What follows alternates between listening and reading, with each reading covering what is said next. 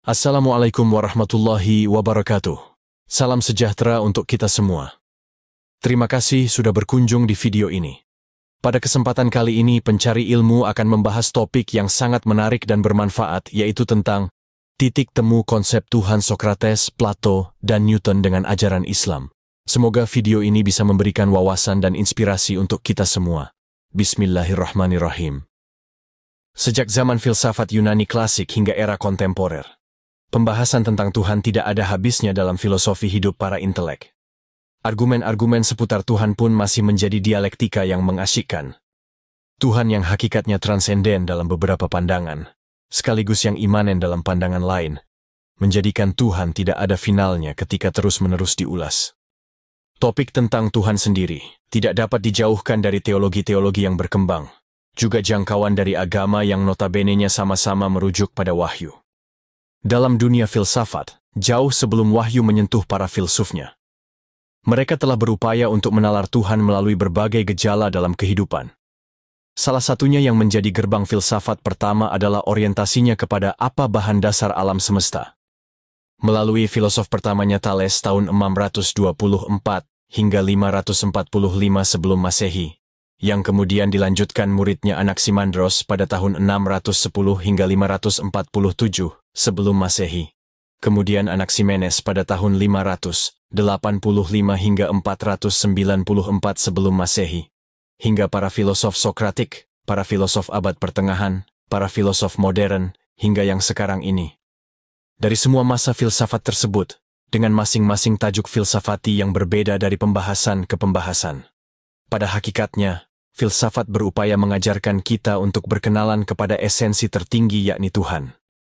Hanya, sebagian dari para filsuf ada yang menafikan eksistensi Tuhan dikarenakan pemahaman tentang adanya Tuhan itu sendiri terlalu di luar akal manusia, transenden.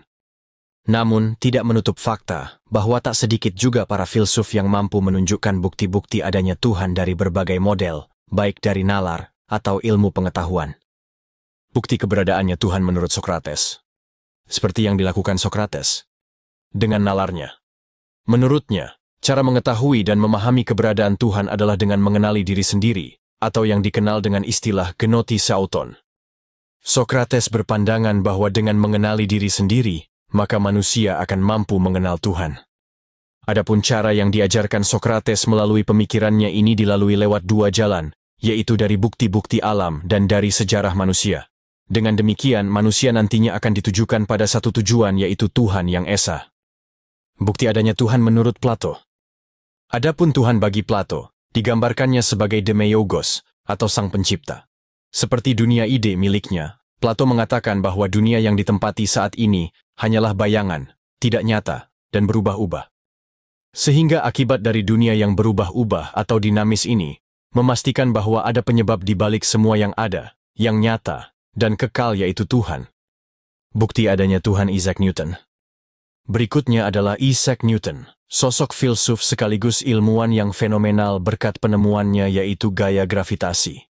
Meski begitu, Newton merupakan salah satu tokoh yang tidak menyangkal adanya Tuhan. Justru dari penemuannya tersebut, dirinya berhasil membuktikan bahwa keberadaan Tuhan memang benar adanya. Seperti yang dikatakan dalam karya besarnya berjudul Principia, melalui beberapa kutipannya sebagai berikut.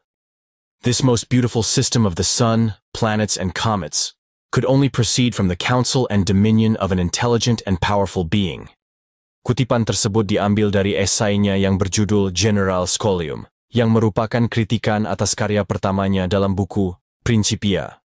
Dalam kutipan tersebut dapat diketahui bahwa Newton mengatakan bahwa keindahan sistem matahari, planet, dan komet hanya bisa berjalan berdasarkan arahan dan dominasi makhluk yang cerdas dan kuat. Adapun yang dimaksudkan sebagai makhluk cerdas dan kuat bagi Newton sendiri adalah Tuhan. Begitu pula dalam kutipan lainnya dari Newton tentang Tuhan melalui penemuan gaya gravitasinya, di mana dirinya juga mengakui bahwa gravitasi hanya menjelaskan gerakan planet, tapi tidak bisa menjelaskan siapa yang membuat planet bergerak. Berikut kutipan Newton tentang Tuhan. Gravity explains the motions of the planets, but it cannot explain who sets the planet in motion.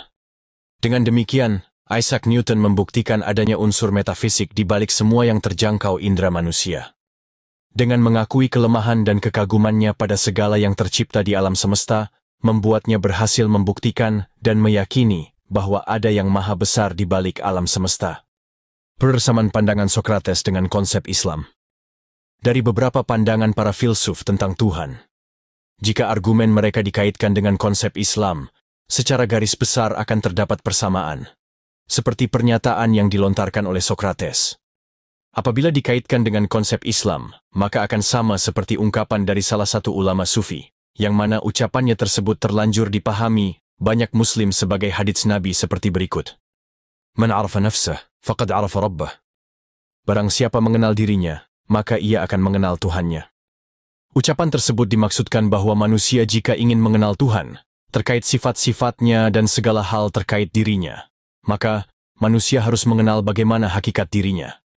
Setidaknya, jika seseorang hanya kemungkinan kecil saja untuk dapat mengetahui hakikat dirinya, maka cukup dipahami saja bahwa dirinya adalah zat yang hina, tak berdaya, lemah, bergantung, terbatas, dan tidak sempurna. Sehingga, dari pengenalan tersebut, manusia akan diantarkan untuk mengenal bagaimana adanya Tuhan melalui adanya dirinya. Maulana Jalaluddin Rumi juga mengatakan hal yang senada, bahwa jika manusia ingin mengenal Tuhan, jangan hanya berdasarkan kisah-kisah dan pengalaman orang lain saja, tetapi kenali dan alami sendiri. Begitu pula yang dilontarkan oleh René Descartes, yang jenuh melihat orang dalam perjalanannya mengenal Tuhan cenderung dari luar dirinya, padahal Tuhan sejatinya dapat dikenali dan ada di dalam diri sendiri. Argumennya ini yang kemudian membawanya pada moto masyhurnya Cogito, ergo sum, yang artinya, aku berpikir, maka aku ada. Persamaan pandangan Plato dengan konsep Islam mengenai keberadaan Tuhan. Kemudian argumen Plato jika dikaitkan dengan konsep Islam. Apa yang Plato lakukan kurang lebihnya sekonsep dengan yang dilakukan Nabi Ibrahim alaihi salam saat mencari keberadaan Tuhan melalui apa yang dirinya lihat melalui alam semesta. Semula yang dikira matahari adalah Tuhan, ternyata saat waktu berganti malam, matahari menghilang dan muncul bulan sebagai Tuhan baru. Hingga pada akhirnya Nabi Ibrahim alaihissalam menyadari bahwa ada yang ada, tetap, dan kekal di luar dimensi ruang dan waktu manusia, yaitu Allah Subhanahu wa Ta'ala, Tuhan semesta alam. Persamaan pandangan Newton dengan konsep Islam mengenai keberadaan Tuhan. Begitu pula yang dilakukan oleh Newton dalam pengamatannya terhadap daya yang membuat buah apel jatuh di hadapannya, dan kemudian difilsafatinya hingga muncullah penemuan tentang gaya gravitasi. Namun, jauh sebelum Newton menemukan gaya gravitasi atau daya tarik bumi, di dalam kitab suci agama Islam telah menjelaskan terkait fenomena tersebut yang membuktikan bahwa Allah Subhanahu wa Ta'ala telah menyampaikan firman-Nya terkait daya tarik yang dimiliki bumi. Adapun firman-Nya, وَهُزِّيَ إِلَيْكِ بِجِذْعِ النَّخْلَةِ تُسَقِطْ عَلَيْكِ رُطَبًا جَنِيًّا. Artinya, dan goyanglah pangkal pohon kurma itu ke arahmu, niscaya pohon itu akan menggugurkan buah kurma yang masak kepadamu. Quran Surat Maryam ayat 25. Demikianlah penyampaian dan penjelasan tentang titik temu konsep Tuhan Sokrates, Plato, dan Newton dengan ajaran Islam. Semoga bermanfaat. Jangan lupa like, share, dan subscribe, agar saya lebih semangat lagi dalam berbagi ilmu dan informasi yang menarik lainnya. Terima kasih. Wassalam.